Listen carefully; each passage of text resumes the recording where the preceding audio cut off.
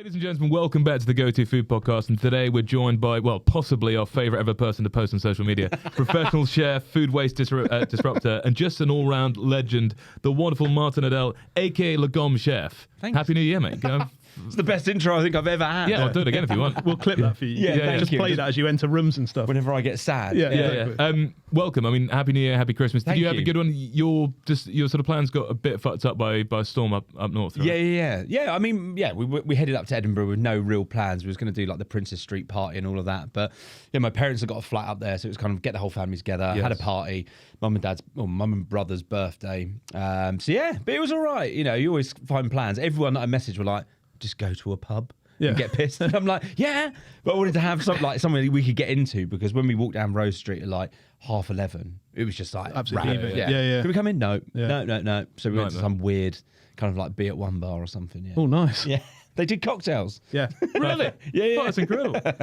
You've got over like 1.5 million fans. I mean, it must feel amazing, just the power you get from that. Yeah. But I remember you bursting into the scene a couple of years ago. What was that like overnight? Because it kind of felt like it happened overnight. Oh, you were yeah. sat in the kitchen with your cute little boy, and then suddenly you're fucking famous. I know. It was a very bizarre 6 months. Yeah. I always remember it so well because I was working at Tastemade Yeah. as a food producer. So I was doing basically what I do for myself, but for other people. Yeah. And then, I did the grated ginger thing. And then I was like, honestly, I was in such a bad place. I was like so stressed. I was like, how do people do this social media thing? Like, how do people just blow up out of nowhere? Yeah. So I was trying all these like different things. And I grated a piece of ginger, frozen, and just was like, this is blowing my mind.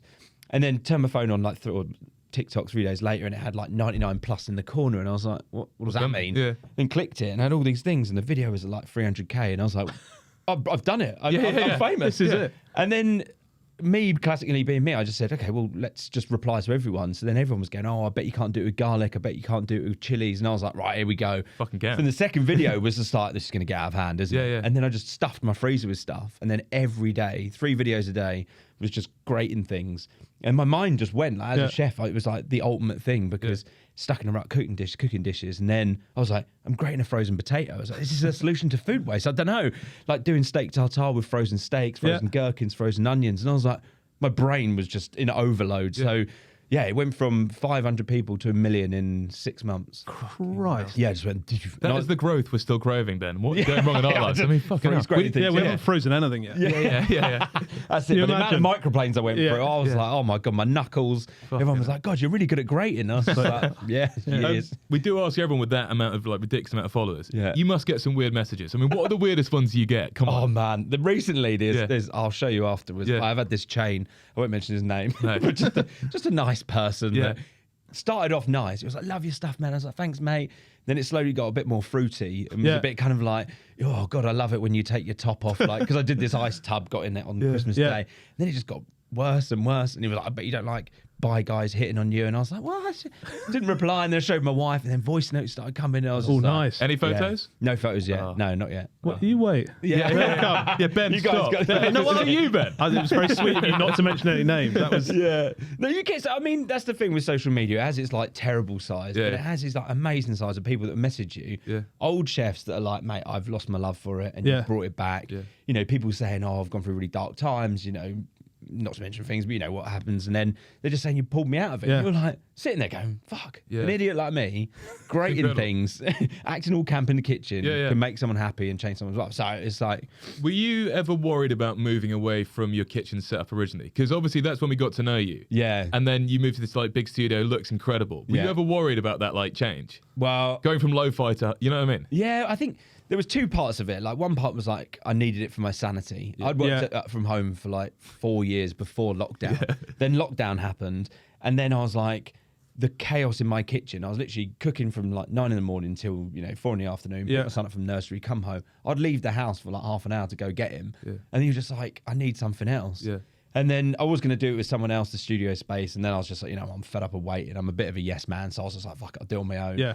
And yeah, that everyone was getting fed up with like, the change. But then for me, it was like just opened up so many more doors, having people to collab with. I couldn't do my YouTube at home because I was literally in a space like this. Yeah. Trying to get the wide angle to Yeah, do well, I love the everything. way you were like just down the sort of thing. That was it. Everyone loved that. And it was Yeah. like the pans falling out of the cupboard because that's what happens. Yeah. Like turning the oven on, going, why are all my trays in there? But now it's just like nice because I can shut the door on it when I've been busy. Like if my son's like wants to come and hang out, I've got a little separate space for him. He can sit up there and watch TV and whatnot. nice. So it looks like the dream. Yeah. One man who was worried about it was Freddie Clode. How are you finding it? Well, I remember you saying I'm a bit worried about Martyn going to the new studio. Is he going to lose his worried mojo? About the amount of building you had to do to get it going. Like that just looks stressful every day. Having you like put the tiles up, fucking get the measuring stick. As a dyspraxic man myself, don't know if you are, but I was just like, fuck me, like that just looks too stressful. Can someone go up and out? That looks amazing. Yeah. But I think the thing is, it's that gave me a bit of a break from. Like I was churning out content, when it was growing. Like I said 3 videos a day. I was sitting having to edit them and that was going on for like 6-7 months. So to have a period of 2-3 months of just going, you know what? I'm just going to do building content and just sort of take you on this journey with me. It kind of like eased it in a bit. So it was cool. Gave me that break that I needed. And We're talking about a break. Do you fancy a drink? Yeah. Ben, what do you have in your little? Fast. Go on. Well, I've done what I had these at New Year's. Oh, fucking hell. What are they? I'm just addicted to what are they called? My mind's gone blank. A black velvet. Black velvet. Oh. Which is what they did at Prince Albert's funeral. Oh. Did you know that? Yeah. No, I didn't.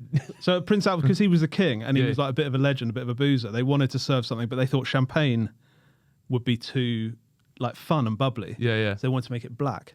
Okay. So they done Guinness, then with the champagne. So then you're drinking this like classy black drink at the big man's funeral. Right, let's get it up. I love Also, it. another fact I found out about Prince Albert. Fucking hell, you're full of them. Well, so you know that if you have a ring in your penis, it's Yeah. called a Prince Albert. It's because that's how they used to attach the cock to the leg. Keep it out of the war. Keep it out of the way. Yeah, when they were in the army, wasn't Yeah. it? So they didn't... You didn't get stabbed Really? in the... Yeah. Oh, I didn't know that. So anyway, That's that's... There you what go. I did you're full of know. facts. The ring in the cock. Yeah, no. Have you not got it? Martyn, am I right in saying that you had your first chefing job when you were 15? Yeah. So I mean, tell us about that. That's quite an early age to be getting in there. Because at the time, Ben was ripping off family friends doing Jamie Oliver dinner parties. You were. I was delivering value. Were you? Yeah, that first book, Jamie, he had like these... It was like sea bass over potatoes and mushrooms. Yeah. Simplest thing, and then with the salsa verde. Yeah, and there was like So I a was prawn just- tagliatelle dish as well that he used to do with so I was saffron just working cream. Kent. Yeah. Just charging people loads of money, just literally churning out 2 dishes. It's Good lads, unbelievable. there we go, businessman. Anyway, but You were doing something more serious, though, I hope. Yeah. Well, no, so the first place I worked in was a place called Goose Fat and Garlic. So I was in Sawbridge where I was born. Like my mum and dad knew the owners, and then they were like, "Oh, my son's into cooking. Can he have a job?" So I just did like a weekend job. And like the story goes, I started on pot wash, and then the chef slipped and hurt their back. I don't know who was doing pot wash. Yeah. So they were like, "Oh, do you fancy just helping out on like salads and cold starters?" And I was like, "Yeah, sure. Like I love it, so it's cool." Yeah. Just got involved, and I did weekends, and then slowly got like Friday, Saturday, Sundays, and then it was great. It was like I'd say about 6 months there, and it was I remember doing like smoked duck breast and just sort of like slicing that thin with like chutneys and brioche and all this kind of thing, and it was my first real intro to a kitchen, and I think.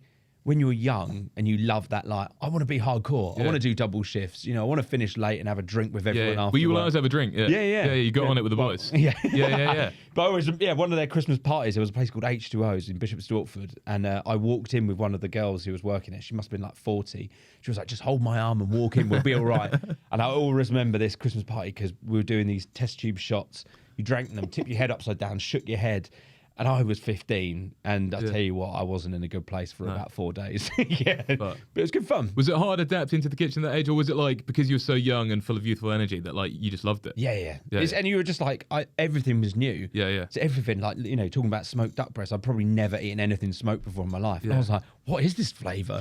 What is this thing? And then being able to use the fryers, it's just mad. Like, standing there being all cool and getting spat on. This is cooking. Yeah. And then slowly getting allowed to go along, and I was always I'd get myself involved, so like cleaning plates and that kind of thing. And the chef going, "Oh, good lad," and you're and it was like camaraderie. Yeah, I'm fucking loving it. Yeah, and I remember he had a Citroen Saxo that he'd done up the back with like subs. We used to listen to LTJ Bookham and sit in his car in the back. Like, that was our break. So it was awesome. great. Well, cheers, mate. Thanks for coming in. Oh no, Cheers, Happy man. New Year.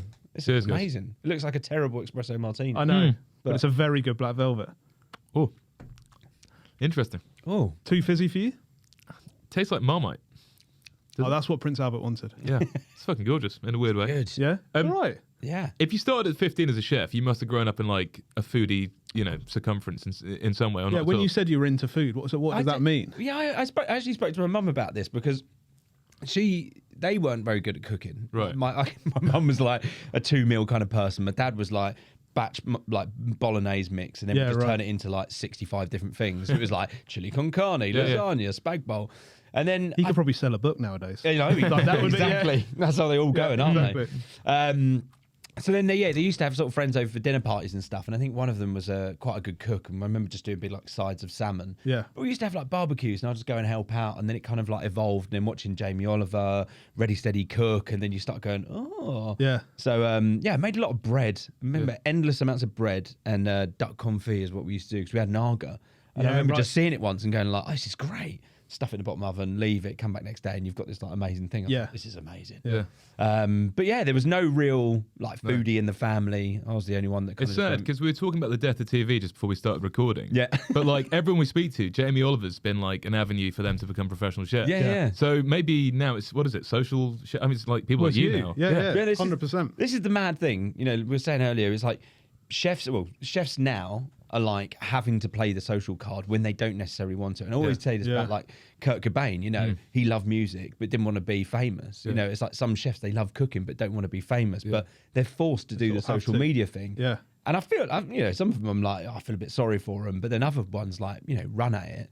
And now, we've got chefs or people that do food that aren't necessarily chefs, but they've got a love for it. Yeah. They connect with people way better than chefs going like, this is how you do it. This is the perfect way. This is the best way. This is, I just cook with shit from Aldi. Because everyone can Great go to supermarket. Aldi. Yeah. Great supermarket. And I don't use any fancy ingredients. I reckon if you look through my feed, there's probably a rack of ribs is my most expensive thing I probably use. Like fish, mystery frozen fish. I use a lot of, like weird sea bass from the reduced aisle. I love it. I just want people to like, know that you can connect. 'cause we were walking back to Waterloo Station yesterday, and we were saying like, if you actually cook every night, and you love cooking, Aldi's the greatest place in the world because you can buy raw ingredients. Yeah. Do you know what I mean? You don't need to go anywhere else and buy fancy shit if you actually like cooking and you want to cook. Yeah, right? yeah. Well, that's it. It's the process of it, or is it, the flamboyance of it? I was speaking to Ben Lippett. And like, man, we were talking, and he was like going, you've got to buy the best ingredients. You've got to buy the best. I was like, mate, cooking one of your dishes is like 70 quid. I went to Borough Market after we finished recording our pod, and it was like, got some stuff from Ginger Pig, got like a bavette, went and got like a salad, tomato, and an avocado. I spent £45. You're bankrupt. You're cleaned out for the week. What is going on? Yeah. But good produce. Has your thing come about naturally? Because you're a proper chef, right? Yeah. Like, you know all that stuff. Yeah. But then what you're delivering is much more engaging, or much more sort of like anyone can get on a level with it. Yeah. Was that conscious, or was that just kind of what you were doing anyway and it's worked? Yeah, I suppose there was two sides to it. The first part was my mate had a branding agency, and during lockdown, he just sat me down and he said, I was doing all this stuff with food waste, and I was going, look, I want to do something with food waste. It's a mad thing. It shouldn't exist. But I was going, did you know that 4.4 million potatoes are wasted every day? Did you know this? Did you know? Just throwing stats. Yeah. And then my mate turned around and said to me, be a mate, not a wanker. And I was like, oh. So then I became me. It was always me, but like, let me unleash. Yeah. So then I was just like, instead of me going, this is how you make a jacket potato, I was like, look, you twat, don't waste a potato. And then people started going, oh my God, he's actually telling us, what we need to hear in sort of like in a fun, engaging way. Yeah. So I just distilled all of my messaging down to eat the food you buy, which is my saying now. And it's like, that's how you cut out food waste. There is no alter solution. I thought I'd cracked it this morning on the train. I can't remember now what. Because your thing is eat the food you buy. Yeah. And cook the food you eat. I was trying to bring together your wastage messaging. Yeah. I get fucking wound up by the wellness messaging. Yeah. People you eat very healthy, don't you? Mm-mm. But like at the minute it's all diet plans and stuff. Yeah. And I reckon with your wastage messaging, and then if people just cook what they eat. Well, there is the so not buying shit, like sauces and whatever. You'd be healthy and would be saving the planet. So my initial business, Lagom Fit, was this whole thing about meal plans. So I used to work for Joe Wickes, writing recipes and stuff. So I knew the whole healthy eating. I did ultra marathons, all this shit. So I knew how to cook healthy, and I knew how to plan menus from working in restaurants. So I was like, if I could put it all together and have this flow of ingredients, this food waste message, this sustainable message, plan, buy, cook, eat, you solve everything. Good. But then lockdown happened, and I didn't have any followers. So I've got all these meal plans that are sitting there all like coded. Yeah. I might bring it Chuck back. some over. Yeah. Private equity lads listening. Yeah. Get in touch, right? But I mean, the average household is still chucking out over 800 quid a year of food that they could eat. Is that right? Yeah. What are the top 3 sort of tips we can give to those listening now? They're on the tube. Yeah. They're horny for intel. What are you going to give them? Horny for intel. I love that. So I always say, like, that whole goes back to that plan, buy, cook, eat thing. Is the name Lagom is a Swedish philosophy for not too much, not too little, just right. Right. Okay. So I always say dry store is your mecca. Yeah. Like, if you build an amazing dry store, all you need to do is plug in fresh ingredients when you need them. Yeah. So don't go and fill the fridge. Buy what you need, not what you think you need. So it's like you can make a curry from dry store ingredients, basic as hell, curry powder, coconut milk, bit of ginger, bit of garlic. You've got a base. Chickpeas, still dry store, doesn't go off. Plug in then, go get a couple of chicken breasts and a courgette, and you've got a curry. Laughing. Yeah. Instead of like buying stuff and going, I might do something with that aubergine in a couple of days' time, and then it's got freezer burn or fridge burn or whatever, or it's gone all weird. Just don't fill your fridge. Yeah. It's so simple, but people don't do it. Labels, best before, are just bullshit. just eat that stuff. Like, people always think, it's gone past that, it's bad. Was it Go on. So no, I think you were going to say what I was going to. Yeah, so too good to go. That was the campaign. Unbelievable. So look, smell, taste, don't waste. It's the easiest thing. Look at stuff, smell it, and then taste it. Do you have in your head little, like, because I think I do, like, say you've cooked some rice, you've got leftovers. How long would you give that in the fridge? Oh, do you know what I mean? Do you have those? Yeah. It's one of the, again, it's people are fearful. I think it's this whole thing of like 80s sort of messaging keeps flowing through MSG. You can't reheat rice. You can't freeze this. You can't freeze that. The amount of things I froze, you can definitely freeze. You can almost freeze anything. Yeah. And it's having that time frame as well. People think you put it in the freezer, you got to eat it within 6 months. It doesn't. It's not that. It's just the flavour starts deteriorating. The texture starts. Is that what it is? All those kind of things. It's not a health and safety thing. It's just like, you put a chicken breast in there, it'll probably be all right for like a year. Yeah. But you take it out, you cook it, it'll be rubbery as fuck and weird. Yeah. So just eat it before Get that. to a bit quicker. Yeah. Third tip? I'm a big fan of base recipes. I say this to people, like, when you understand how to balance flavors, if you spend a bit of time making a base risotto that is, maybe quite bland, but you've got it ready to go, then again, you can just plug ingredients in. If you make a decent tomato sauce that can blend into a shakshuka, it can turn into a soup, it can hide loads of beans, having these base things ready to go, you spend a bit of time on, then you can just plug things in and they can just sit in the freezer. Mate, that's beautiful. Let's go to your go-to drink, starting with your go-to cocktail. Ben, can we get another round of these? Yeah. You pop the glass. Love this podcast. It's great. It's good, isn't it? You take a tiny little. Yeah, go on. Yeah, well played. That's the way. So, what is your go-to cocktail? You're on a night out, but all but one in Edinburgh. That's it. What can't they get wrong? Yeah. It's got a bit of Negroni. Yeah. And Negroni is my number one. Like, we lived in Switzerland for a bit. Sounds bougie. Oh, nice. But my wife's work, she worked for Vans. Oh, nice. And their European office was out she? there. Yeah. And I went out and we went to this burger spot and they did Negronis and they were like rocket fuel, but they were like double strength. But you just can't get them wrong. 2 or 3 of those before a night out and you're like... You're good to go. You're ready to go, and you just top yourself up every now and then. End of a meal. Yeah. They're just brilliant. So, agreed. Negroni. Pre and post. Yeah, and you don't necessarily need brilliant ingredients. No. You could. It's just booze. It's just pure booze. It gives you a hit like nothing else. I completely agree with you. Freddie, you might have to do the next one just because I'm out of sort. Oh, what's the first thing you drink in the morning? Flat white. Yeah. Yeah, I'm a bit of a coffee snob. Oh, really? Yeah, got a machine. Quite a funny story. Yeah. Sage. Yeah. So I had one, and if you know the machines, I got the Barista Express, which is their like entry level one. We got that during lockdown because we had a kid and was like, I need coffee. Yeah. And then I said to them, I was like, oh, look, I'd love to do some work with you. I'd love the dual boiler because then you can do milk and coffee at the same time. Yeah. Turned up at my house, the Oracle, which is like a 2 gram machine. I was like, I think you sent me the wrong one. They're like, no, it's fine. Don't worry about it. Fuck yeah. I was like, cool. After about 4 months, it broke. And I was just like, oh, guys, look, the grinder's fucked. I don't know what to do. And they're like, oh, because it was gifted, we can't do anything through warranty. 2 days later, another one turns up. Stop it. And I was like, oh. Went on a forum, found a guy, came over, 100 quid, fixed it. So I've got one for the studio, one for home. I'm like, Ben, can we get the details? We got to play the game, Freddie. yeah. So Yalla is my favourite Yalla coffee. from Cornwall. Man, yeah. Josh, my mate, works for him. And they put the coffee on the boat. Yeah. And they like sail it over. Yeah, they I do the love sailboat Yalla. series. Yeah. So they ship it all Unbelievable. over. That's amazing. It's unreal. Such a small little setup. Yeah. just outside Falmouth, I think it is, and it's just it's the nuts. It's beautiful, yeah, good coffee. And Josh, the guy who works there, knows his stuff. So every time I'm like, I need a new milk pitcher, he's like, get this one. This is the one we use. Yeah, so, nice. What about pre-dinner? So we're coming over, Ben and I. We're coming around for supper at yours. What are you going to lay out as like little snacks, little sort of canapes? Oh, I always think about this, and I always think I'd have to do what my mum used to give us. This is her only canapé, but it's amazing. So you get like a French stick, cut it on an angle so it looks a bit bougie. Yeah, nice. Butter both sides, cream cheese, cheddar, paprika in the oven, and they're like these little like pockets of. And then slice. No, they're just like, so you've already sliced it. Oh, sorry, you already sliced, pre-sliced. like I thought you were crostini. doing that. Yeah, sorry. Yeah, so you've got like a thick crostini style thing. Oh, I see Just where done you're that. going. Yeah, I thought he was going boats. We were talking about boats in Cornwall, and I was Look at the whole thing. Yeah. And we used to do loads of them, but she used to do them on trays, then freeze them, and then just take them out and just pop them on. And Genius. they're brilliant. But they're one of those ones you go like, oh, they feel cool enough now. Yeah, you bite yeah, into yeah, it, yeah. and it's like roof of the Roof of mouth is the gone. mouth's But gone, yeah, they're epic. Worth the sacrifice of the gut. Yeah, that's amazing. Morning after, how do you cure your hangovers? Is there a little? Have you got an elixir? I kind of skip the coffee because I know it makes me feel a little bit like weird. And I'm just a McDonald's man. Yeah. Like a McDonald's delivery. I get that terrible bacon cheese flatbread thing. Yeah, That's that- horrendous. yeah. But just cures, and then like 7 hash browns.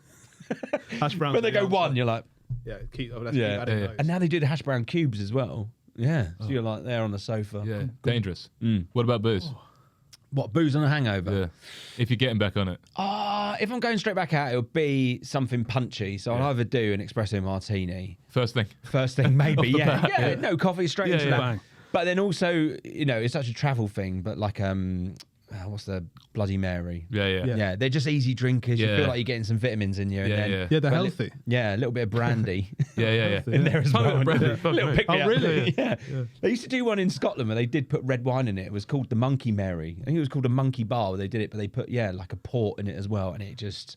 Yeah, you drank it, you're like, why am I feeling weird? Really You're like, weird. Oh, read the menu. The monkey one. You did a 4-week cooking course at Ashburton Cookery School, where you learn how to think like a chef, as you say. Yeah. But actually, being inquisitive in kitchens is where you really became one. You obviously were a professional chef yourself. Correct. You were saying the other day you didn't train professionally like Martyn, but you found everything in a kitchen. What is the great debate or the great balance? Because it seems like working in kitchens is worth way more than any training. Yeah, 100%. And I think that's the beauty of it now is that you could walk in somewhere and just be keen. And I get a lot of messages from young chefs, and I'm like, what should I do? And I say, go in there and don't expect to know everything because you don't. Yeah. And the chef won't expect you to know everything. They'll just go, look, do you want to try this? Be inquisitive, try things, taste things, ask, always fucking ask. Because the amount of times I've gone, tomato concasse, I'd had to do that. And then you rattled it off the wrong size. And they're like, that's for a You're gonna brunoise start of again, mate. tomato Yeah, concasse. yeah. And you're like, Yeah. the cooking course was amazing. I already knew 50% of the stuff, but it was that kind of like planning for 3 days, going, if you do a ham hock, then that stock will roll over into a pea soup and the ham will then be used for a terrine or a croquette. And I was like, you start thinking like that. And that's when the menu planning comes in, instead of it being so much a skill-based thing. You could learn to chop at any point. You could learn to not use a wet tea towel. That's stuff you just pick up in kitchens. They don't teach you that. Yeah. And that's where I think the 3-year courses, they're like, you become so robotic with everything. And like, those kind of little things you don't necessarily pick up so quickly. But when you're in a working kitchen, you learn quickly. Don't put bowls above a fryer. That was one that I learned. Because we had an open fryer and we was doing like prawn crackers, I remember. Yeah. And there was a bowl above.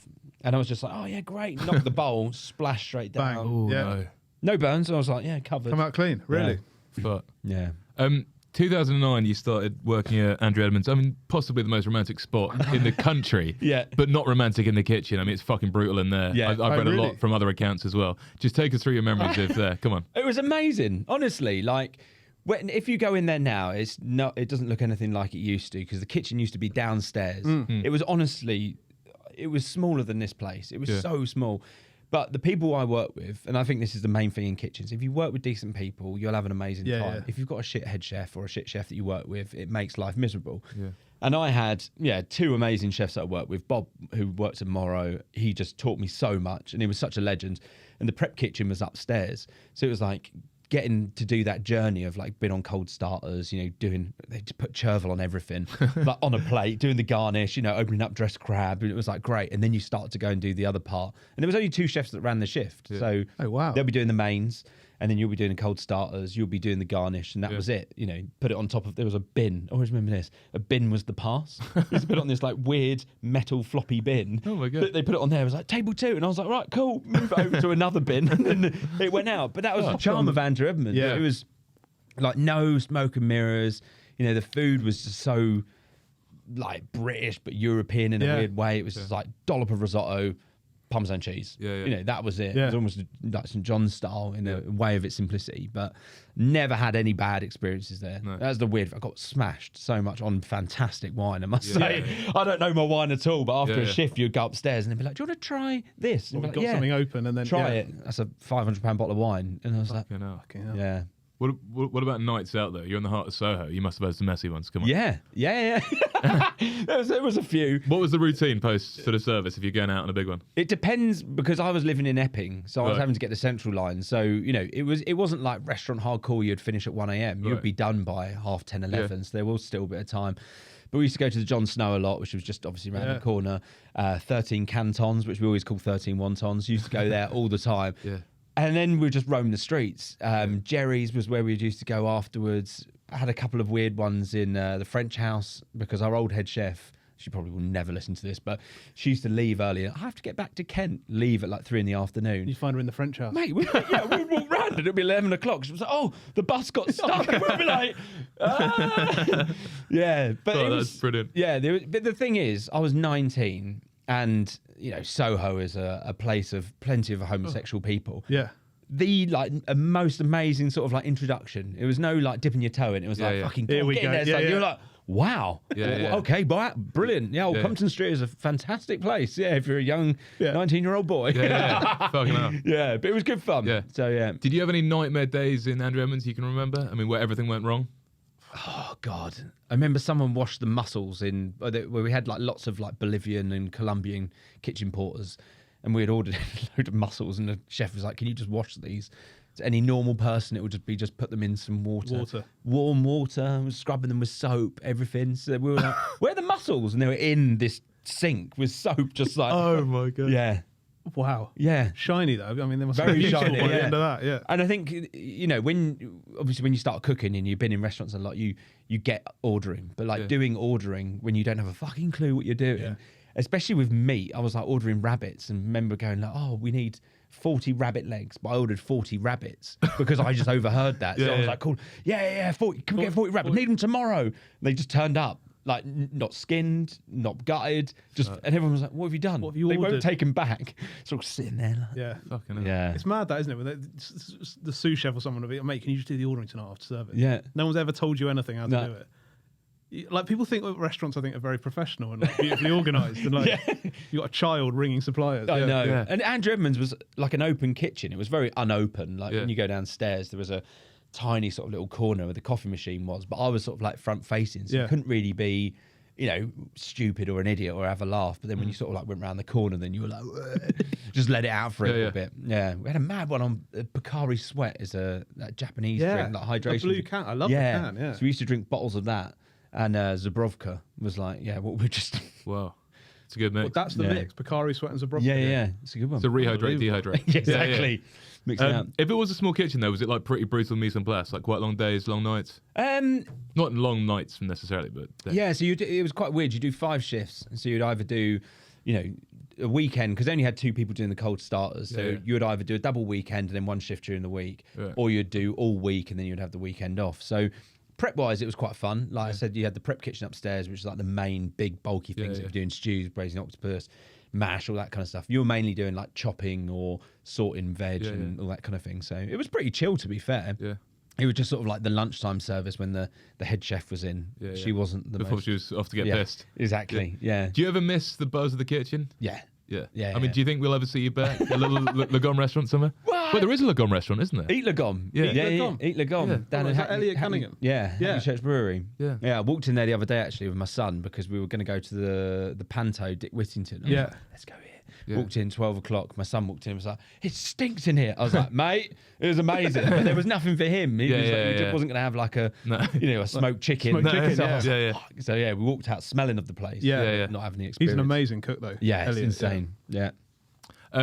So we may see you back in the kitchen or not? Yeah, I mean, I did a pop-up like 2 years ago. Yeah. And it wasn't really me in the kitchen. I did like a day of prep and then just had these sort of takeaway boxes of stuff that we were giving people. But there's talk like Tom Gilby, the wine guy, we were chatting about doing like a bit of a pop-up because we did this debaucherous sort of the live stream. We watched it. Mad. He was just like, he was so good because he had lots to talk about. I was just sort of like his sort of sidekick. But we've like talks of doing a pop-up with him, like a bit of a wine and food pairing, but a completely unpretentious thing, and because you know what he's like. So there may be that. But then people want to see you cook. So it's like, do you do a live show like that, or do you do it like open kitchen? Do you just So maybe one day. What about family meals? You worked in several restaurants now. Yeah. What's the best and worst one you've ever had?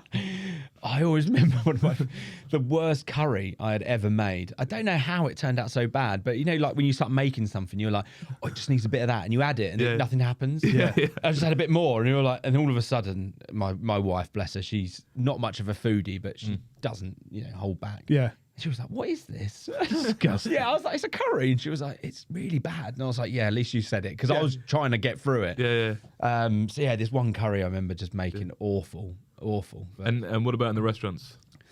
Well, restaurant, when you're a chef, man, it's just anything you can eat standing up. And Andrew Edmunds, man, they used to get the best charcuterie from Camisa around the corner. Yeah. Oh man, we used to go in. Yeah, exactly. Is it gone? Yeah, I think so. Yeah, well, maybe not.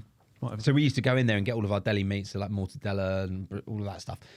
And we used to order like 2-3 kilos of it. And there used to just be this tray in the fridge, just like layered up. And then you would get like the potato bread. I can't remember what it was, but like circle potato bread, just cut that in half. Like butter must have been like £7 a pack. Bang that in. Load it all up. And then it was just insane. Yeah. That like big old beastie sandwiches. And my mate Rob, like one of my best mates, is an actor. Yeah. And he always remembers this time that he was going through a phase of no work. He's done some good stuff now. And he had no money. And I said, "Mate, come into the restaurant. Come sit downstairs." Sat at the bar a little bit, and I gave him a Pedro Jimenez sherry, made him one of these sandwiches, and he just said it was like the best day of his life. Just sitting there, just like smiling in silence, just like that. Yeah, it must have cost about £50. Yeah. That's all right. How did you go from Soho restaurant chef to the body coach? What's the potted history, but what's the journey? I went to Floridita, which was on Dean Street. Yeah, I remember Floridita. I was there for like 6 months. After like Andrew Edmonds, there was no progression for me. Like the chefs weren't leaving, so I couldn't move up. So I was like, fuck this, I'm going. Yeah. Went to Floridita. It was absolutely horrendous. I did 6 months. It was just, why was it so bad? It was a big kitchen. So it was like 15, 20 chefs. Yeah. And it was sort of Cuban. Yeah, it was Cuban influence. Bar Andy Rose was the head chef. I don't know what he's doing now, but it was kind of Cuban. So there was lots of like suckling pig, but like lots of like your Chateaubriands, but then just on sort of like crappy little single French fry things. And then, just remember going in there and it just being like, this is what I want. This is like a real kitchen now. Everyone's shouting at each other. Yeah. 6 months later, I was like, this is horrific. Yeah. So then I went to Tufnell Park Tavern and moved up to Tufnell Park, and then that place was literally just opening, and saw the chef outside. I was like, "Do you need a chef?" And they were like, "Yeah." And I was like, "This is brilliant." And then I did a degree in photography, and then I started working at a cookery school after doing loads of contract catering. Underground. So, Underground Cookery School. So I was there for like 5 years. So I was doing my degree in photography, worked there. And then I saw pictures of myself, and I was like, oh my God, I used to be like, stand off at rugby. I used to play tennis, golf, everything. And I was just like this lump, long hair, looked like a mess.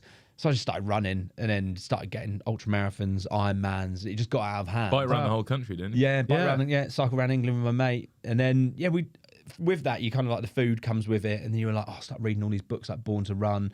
And all they're doing is eating beans. And I was like, oh, that's me. Like, I'm all in when it's things like that. So I started doing that, and then my friend was like, I've got some development work. Do you want to do it? And then he just said, it's this guy called Joe Wickes, like, do you want to get involved? And I said, I don't know who he is. Like, looks on Twitter. I think, he had like 60K on Twitter, hardly anything on Instagram. Yeah. And then he was like, they just need recipes to be written and stuff to look at. I was like, okay. And then sent off 3 recipes. That were like macro balanced. I don't know a fucking clue what I was doing. I did like an online course in a day to get advanced sports nutrition certificate. And I was like, I can answer these questions. University of like Bermuda or something. Yeah, exactly. But I was like, I've got it now, and I was like, I know what I'm doing. And then sent these recipes in. They're like, great, you got the job.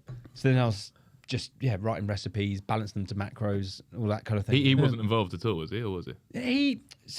I can't say too much really, but the early days, Right, there was a few people involved in the business, Right. and there was one that was doing more of like the back end side of it, and then there was one that was obviously Joe, the face of it. But his Lean in 15 stuff was like him, because it was like anyone could put together like sea bass and broccoli and pesto and go but then the plans, it was more involved. So there was like extension plans and all that kind of stuff. A lot of thought had to go into it. So that was my side of it, and then cool. You did do 3 years at the Underground Cookery School. What was that like? I mean, what were you doing there? So I like to explain it as like a Battersea dog's home for chefs.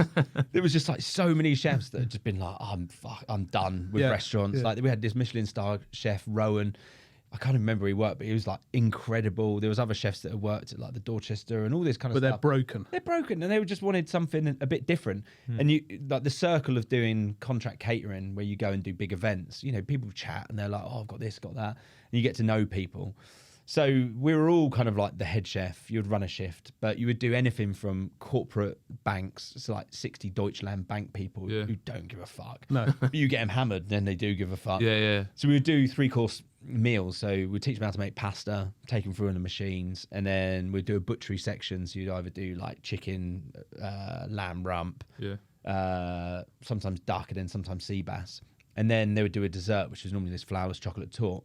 So you just sit there with them, have a laugh with them, chat to them, go, no, say you do this, oh, you're a twat, have a shot, you know, all free booze. We'd do hen nights that were bad. Weirdest sights you saw during those days? I mean, there must have been... There was, I could say, let's change his name. No, you can say it's rated R.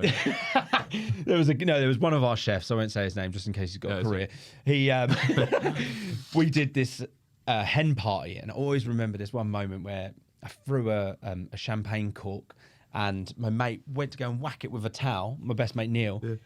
It would never work. Like physics, it just doesn't work. It hit this tea towel like a baseball bat, flew over my head, hit the hen's head, dunk, and we're all like in silence.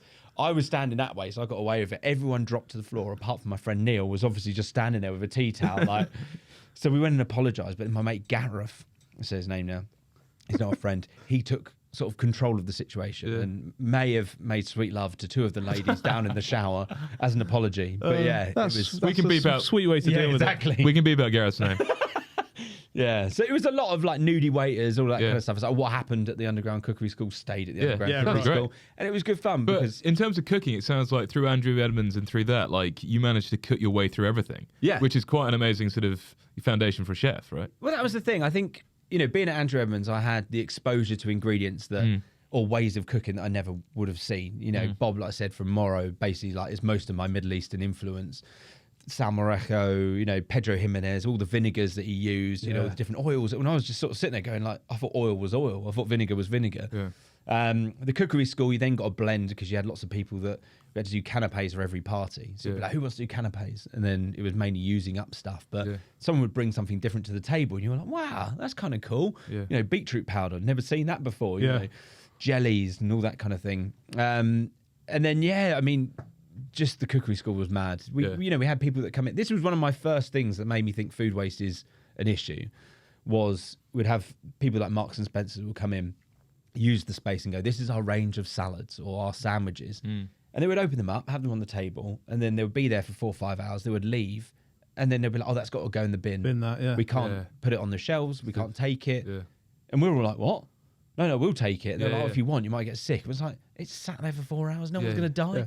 Yo Sushi was the worst. They brought in a whole tuna. They had this marine biologist who came in and spoke about tuna, like 80 staff, filleted the whole thing, shows you how it was done. And then the guys at the end just turned around and said, this can't be used. Like, it will have to either go in the bin or, you know, you guys take it. And we were like, we'll I had, honestly, a side of tuna. I was at uni, had like a side of tuna like this, just like packed up into like 7 different pieces, just ready to go. Fuck. Lived off of tuna for like months. It was amazing. That is incredible. But would have gone in the bin. So food waste for us then, all of us were like, this is mad. Burger and Lobster, they came in, did a demo, had all of this beef sitting out, every different cut, talking about the cows. Got to go in the bin. It's been sitting out.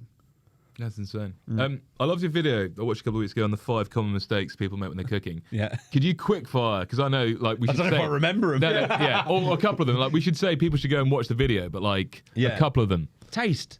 People don't taste. Yeah. It's one of those things, like when you see social media people cook, they show you how to make a dish. It looks beautiful, but does it taste any good? I don't fucking know. No. But with me, whenever I do my content, I'm always like, okay, I'm going to make this sauce, taste. Because if people see you tasting, then they may go, oh, maybe I'll do that. So like tasting, balancing flavours, all of that kind of thing. I did a tomato sauce one, and then people were coming going, oh my God, you've eaten half the tomato sauce. And I'm like, well, I know what it tastes like. Yeah. I know the journey that my palate's gone on to get it to a good place. And that's the thing. That's the other thing you always say, like taste, like from the beginning, the raw stuff, but taste from the beginning. Yeah. See how it goes. Yeah. Because then you learn along the way. Like today, you're going to take it all the way to like slow cooked. Yeah. But you know that you could stop X, Y, and Z, and like, And it's even things like salt. People go like, oh, you're going to die of sodium poisoning. But it's like, mate, if you taste that, you add a little pinch, taste, add a little pinch, add a little pinch, see how much you've added before it's got to a point where you're like, that is amazing. And then see how much you've added, you'll get it. What's the biggest difference between cooking in a restaurant and cooking at home in terms of like using something? Maybe like butter, I don't know. Like Man, restaurants are outrageous, aren't they? Especially with things like risotto. You know, if you see me stick a tablespoon of that in, it's like insane the amount you put in, especially cheese and butter to make it get to that point. Even if you were doing a steak and you was like to nappe it with the butter, people at home would put a little bit in and try and flick it over. They're doing like a pack of butter, basically. Really? Yeah. Is that bad? Half pack. Yeah. It's bad. I'd actually say less it's the salt. Because if you over season something, it tastes disgusting. Yeah. But the fat that you can put into stuff in restaurants. And just tastes amazing. Yeah, basically, But then you don't know how much has fucking got in there. But people think like mayonnaise. You know, they sit there and go, oh my God, I didn't know that much oil went into mayonnaise. You make mayonnaise yourself. I think someone said you could put a litre of oil to 1 egg. Yeah. So if you made that and that is a lot of oil. Mad, It's basically just fat. Yeah. So, Cool.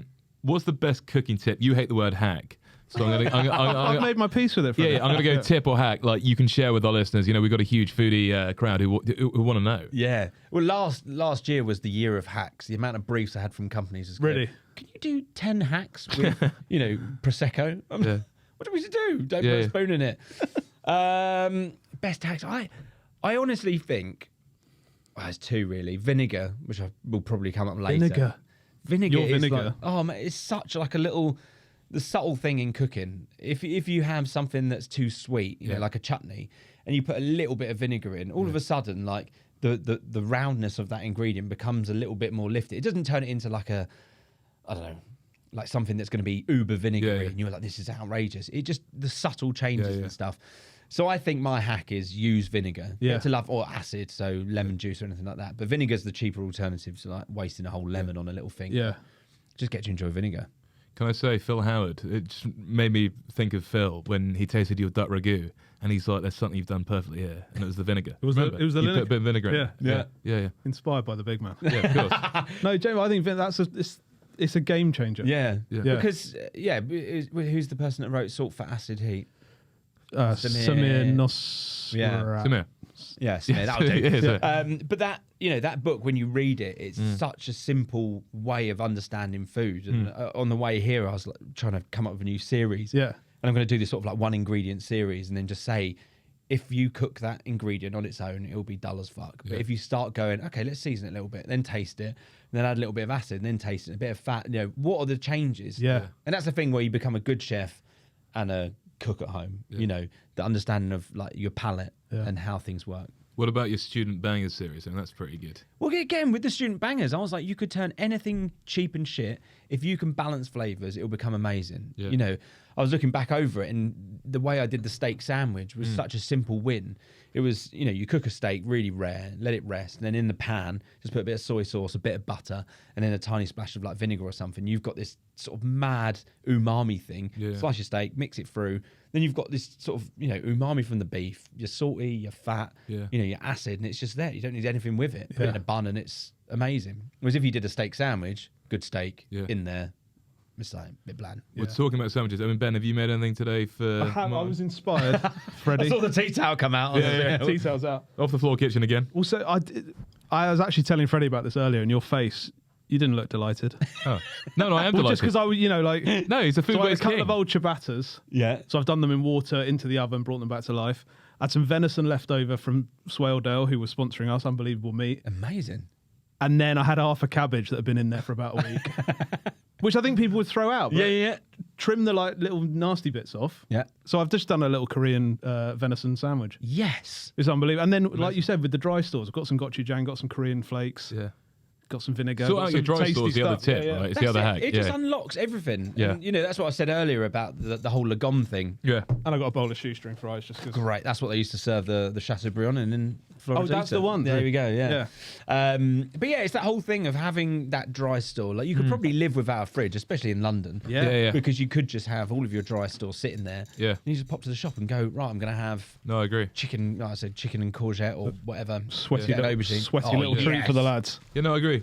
We made a cat the other day, and you just have everything in the dry store. All you need to do is buy some chicken. Yeah. Do you know what I mean? It's like a £3 shop. Especially, when you start walking over to other sort of like cuisines, and you start seeing the Asian stuff. You can make so many different sauces, all from bottled things, all from pastes. Yeah. And then Especially you go, the stuff in deli. Yeah. Yeah. And you Got another sponsor. Yeah. I'm good at this, aren't Yeah, you get 25% off with the code GoToDeli25. We'll get to that in a second. Firstly, we're going to do go-to food. Yeah. What is your go-to delivery order? I'm such a Five Guys person.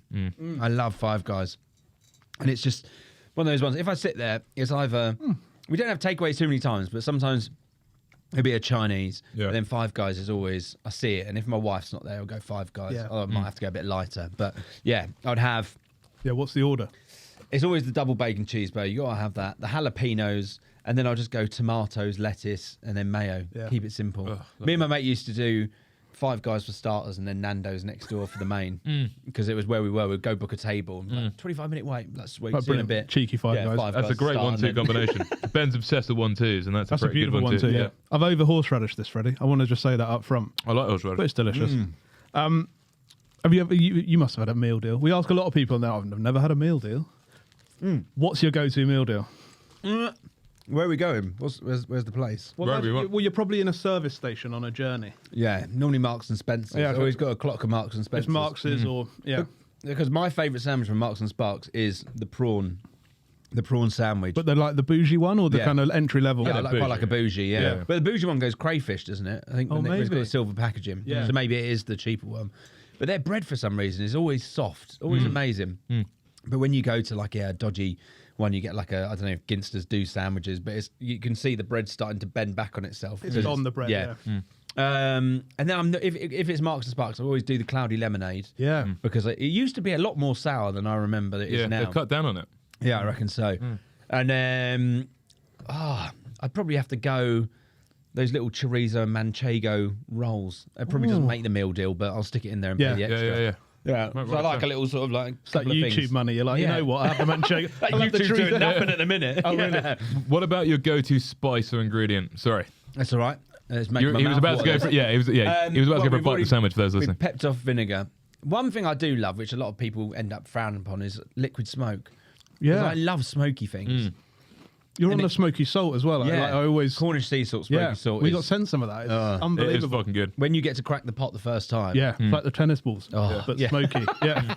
With the pop of the sound as Yeah. well, isn't it? But liquid smoke, I think it's brilliant because one, like a lot of the hard work is kind of done for you, and if you want to add that sort of like subtle thing, and you only need a little bit. I think that's the thing. People end up sort of slapping it in Right. things, and it becomes, if you taste it on its own, it's. Is it a bougie thing to buy? Like, is it expensive? No, I think it's like £4 for one of Okay. those bottles. Get it from Amazon. But again, I think it's. Yeah, if you add too much of it, it's Yeah. just bad, and that's one of the big lessons in cooking. You can always add, but you can't take away. Yeah, ease So- your way in. Yeah. Just give it a little bit and have a taste, see how it goes, and then you can always add a bit more. That's So- a very good sandwich. I don't think you have over horseradish. Really? I I worry I had, Freddie. But Well, you're always no. very sweet to me. No, I'm actually being honest. Can you just tell me a little bit about your vinegar? This is just a fanboy moment rather than what like. You just wanted a vinegar. Is it special? What like? So I want my brain. I'm so ADHD with everything. I get excited about the creative process, and then I get to a point, and I'm like, I don't know what to do. So because I use vinegar so much, I got to a point where I was like, okay, I should probably bring out a vinegar. Or Yeah. everyone goes, bring out a t-shirt, bring out an apron. And I'm like, I don't wear an apron. No. Yeah. T-shirts are just a bit naff. So vinegar it was. And I was searching around, and found this company down in Devon called Whitbread Cider. Right.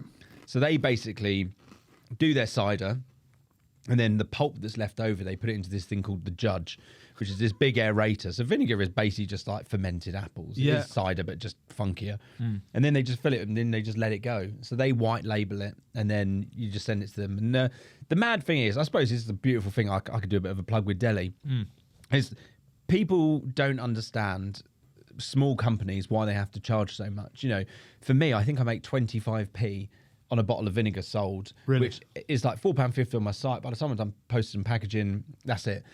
And I did it more of a marketing thing. Yeah. And it's amazing vinegar. It's got the mother in there, so you could do it again if you really want to. Yeah. But I remember what Willie Cooks, he did his plates, and everyone's like, "Why are you charging so much for a plate?" Yeah, they came for him on like, that. Mate, if you've got to make your own, you know, go to a small supplier. Yeah. You know, you can't do massive runs. No. It's not you know.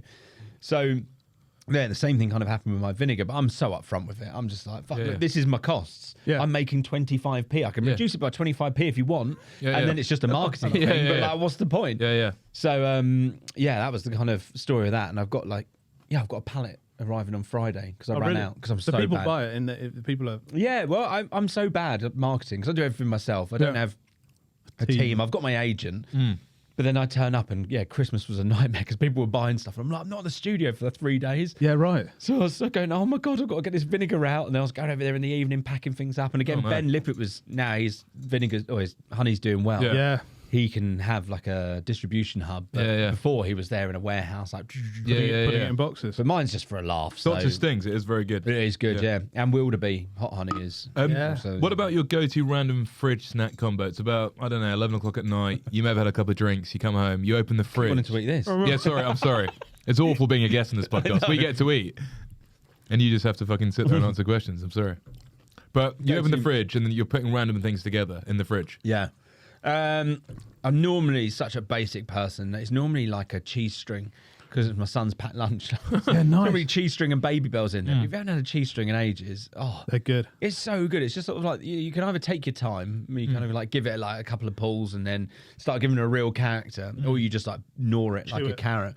But I'm pretty lazy. Yeah, crackers and butter. I'm just a big fan of it. Just standing in the fridge. It's really bad for the environment. Just there, just sort of like Lurpak and like crackers. Yeah. Badly cut cheese is normally what it is. But yeah, my fridge at home is kind of a bit weirdly basic because I cook so much of the studio that we come home and I just buy stuff, like I said, like just what I actually need. Yeah. Or eat the leftovers from the day's cooking. So yeah, people always go, "What's in your fridge?"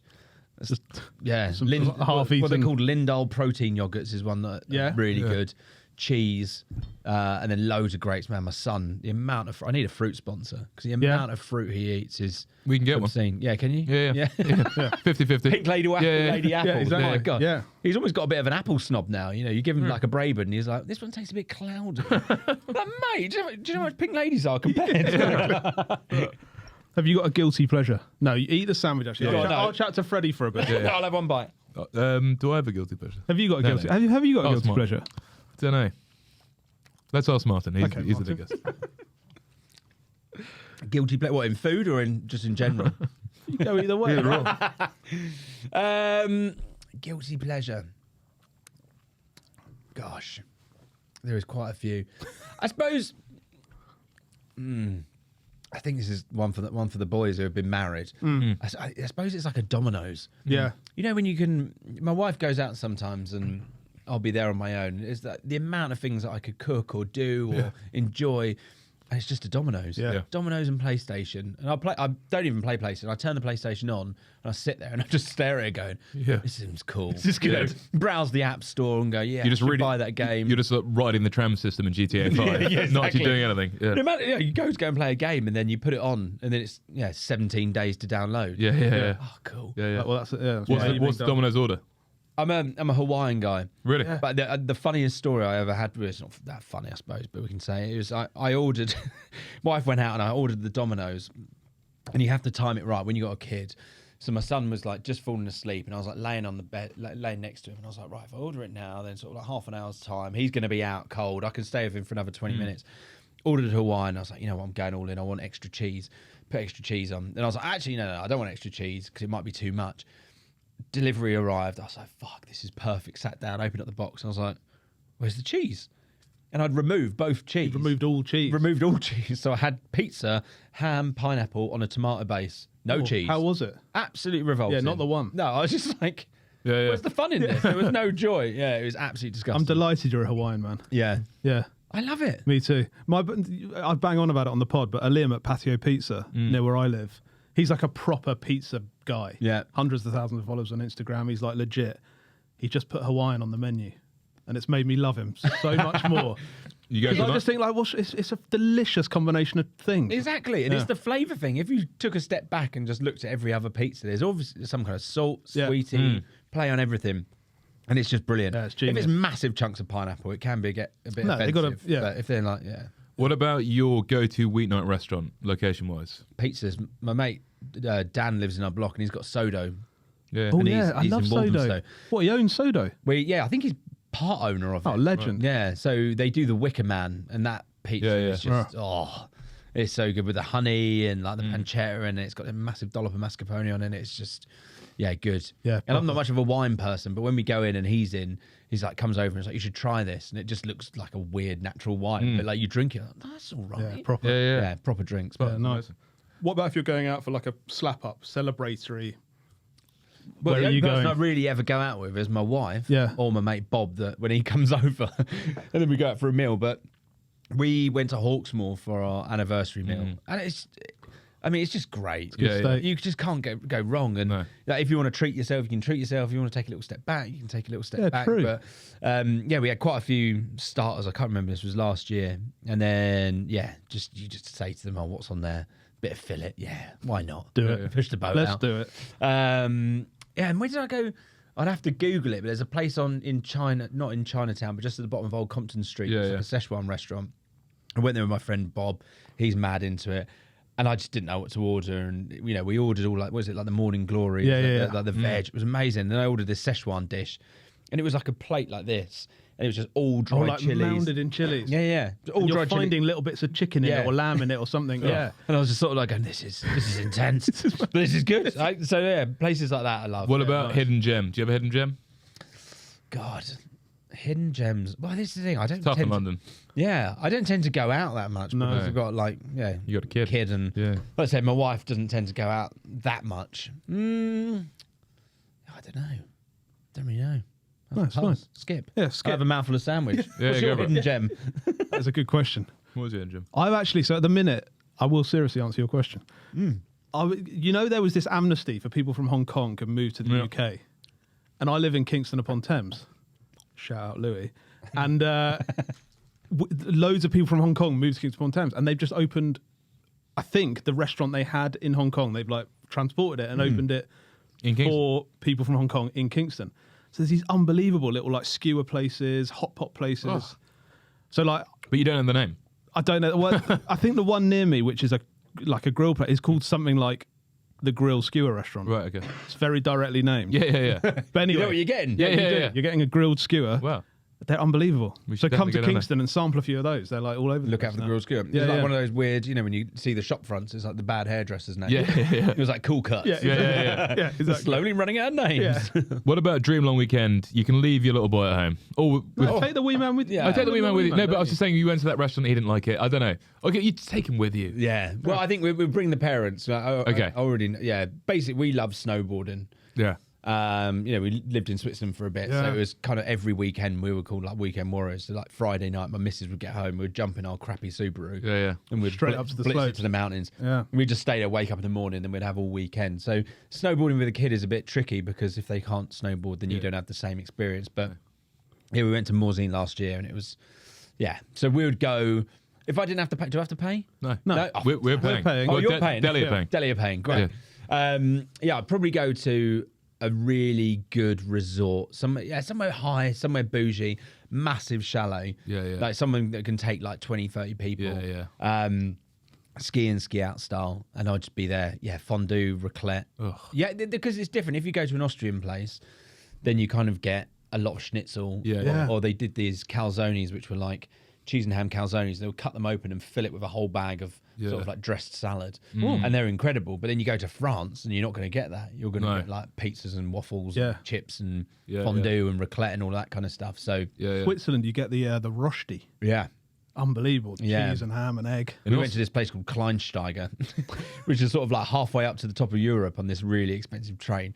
And we stopped off there and we got a rosti there, and it was, Unbelievable. Unbelievable. Proper skiing fuel, that. Like, it's just like fat and potato. Yeah. But I learned how to do a rosti from a Swiss person. Then when I did it on my socials, they're like, that's not a rosti. And I was just like, well, there are. You get a lot of that, people saying that, what have you done there? That's not what you were meant to do. Yeah. Well, I think you see it a lot with especially potato dishes when they're grated. You get like rosti, hash brown, latkes, everything. And they're all kind of very similar. Yeah. And then if you call it something else, that's not that. And then everyone has a bit of fire in it. Yeah. Good for the algorithm, though. Yeah, very good. There was a guy, who was his name? I think it was like a Hawaiian chef called Ken something. He does like reaction videos, like chef's reaction. And I did a French onion soup once. Fuck, he went into... He came for you. Yeah. And then there was the peak of my growth. Yeah. My following. Absolutely went in. He had to delete the video because he got so much shit. Really? They were like, mate, he's just trying to help people. He's being a twat. He cares about food waste. Fuck you, Ken. Exactly. But he's like comes across really arrogant. Never met him, but he's just like, oh yeah, this is like. I don't know if you've seen the chicken butchery video. Yeah. Where it's just like does everything, like the back, everything. Yeah, he does a review on that. And, But it's time. I mean, mentioning deli, it's time for Deli Teddy Cook. They're gonna pay for your weekend away skiing or snowboarding, but we're gonna play Deli Teddy Cook. Ben, take us through the game. Well, firstly, shout out to the special new bags from Deli. Yeah, lovely. good branding, Deli. Yeah. Anyway. Nice gift. So as has become the norm, I've slightly stitched you up. All right. But the idea is you're going to make a little dish out of some of this. Great. Or a couple of dishes, and you can bring other things to the party. Okay. So first, and this stuff is proper. Nice rice. Like really good basmati rice. I've done a couple of those for you. Leading a sustainable rice revolution. Yeah, and fighting farmer poverty. And cutting CO2 emissions. Fantastic. And to be honest, it's very delicious rice. Then, what have we got? Don't say it like Borat. I've done you an MSG. Yeah! You know this gear? Love this shit. Really good, isn't it? Got the Brussels sprout one at Christmas. Yeah, okay, right, yeah. Well, this is the chili one. Got that. But very delicious. Love it. Got their hat and everything.